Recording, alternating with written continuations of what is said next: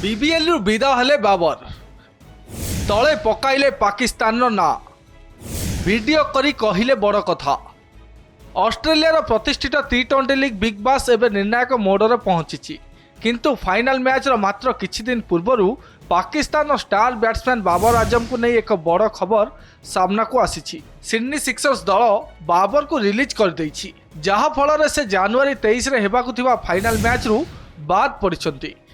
तेबे से निजे निजे बीबीएल छाड़ी ना ताकू बाहर कर दिया जाइछि, ताकू नहीं एबे चर्चा जोर धरिछि। ऑस्ट्रेलिया विपक्ष आगामी टी20 सीरीज प्रस्तुति पई पाकिस्तान क्रिकेट बोर्ड तांकू देश को फेराई नहीं, किंतु भीतर कथा किछि अलगा बोली चर्चा हेउछि। सिडनी सिक्सर्स मैनेजमेंट बाबर को स्पष्ट कर देइथिला जे आगामी गुरुत्वपूर्ण मैच गुड़िकर प्लेइंग 11 रे तांकू स्थान मिलिबो नाही। एही अपमान नु बंचिया पई तांकू पीसीबी बाहाना रे रिलीज करा जाइछि।